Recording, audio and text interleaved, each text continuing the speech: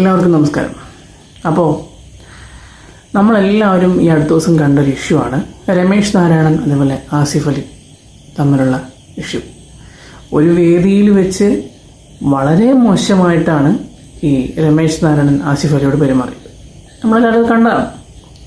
അപ്പോൾ ഇതിനകത്ത് എനിക്ക് പറയാനുള്ളത്, ആസിഫ് അലി ഒരാൾ വിചാരിച്ചിരുന്നെങ്കിൽ ഇപ്പോൾ ആ രമേശ് നാരായണന് എതിരെയുള്ള സൈബർ അറ്റാക്ക്, ആസിഫ് അലിയെ പിന്തുണയ്ക്കുന്ന ഞാനടക്കമുള്ള സമൂഹം രമേശ് നാരായണൻ്റെ ഞാൻ ഫേസ്ബുക്ക് പേജിലേക്കൊന്നും പോയിട്ടില്ല, ഞാൻ പിന്തുണ ഉണ്ടെന്നാണ് പറഞ്ഞത്. അപ്പം ഫേസ്ബുക്ക് പേജിലേക്കും അല്ലാതെയൊക്കെ ആയിട്ടുള്ള തെറിവിളികളും, പിന്നെ ഫോൺ നമ്പറിൽ വിളിച്ചിട്ടുള്ള തെറിവിളികളും അങ്ങനെ പല ശൈലിയിൽ ആ മനുഷ്യൻ ഞെരുക്കിക്കൊണ്ടിരിക്കുമായിരുന്നല്ലോ. അപ്പോഴാണ് ആസിഫിൻ്റെ ഒരു സ്റ്റേറ്റ്മെൻറ്റ് വന്നത്, അതായത് എനിക്കങ്ങനെ പ്രശ്നമൊന്നുമില്ല, എനിക്ക് അങ്ങനെ ദേഷ്യമോ കാര്യങ്ങളോ ഒന്നുമില്ല എന്നൊരു സ്റ്റേറ്റ്മെൻറ്റ് വന്നത്. എന്തൊരു പക്വതയോടെയാണ് അദ്ദേഹം കാര്യത്തെ ഡീൽ ചെയ്തത്.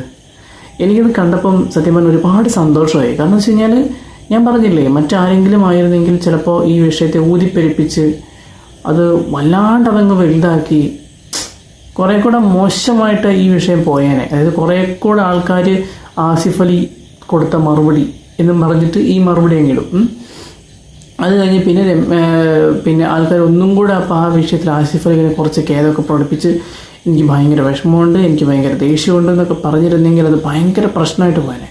കുറച്ചും കൂടെ വലുതായിട്ട് ഈ പ്രശ്നം ആളിക്കത്തിയേനെ. പക്ഷേ ആളിക്കത്തേണ്ടിയിരുന്ന പ്രശ്നത്തെ വളരെ ഈസി ആയിട്ട് വെള്ളം ഒഴിച്ച് കെടുത്തിയിരിക്കുകയാണ് നമ്മുടെ ആസിഫ് അലി. ബിഗ് സല്യൂട്ട്, അദ്ദേഹത്തിനോട് ബിഗ് സല്യൂട്ട്.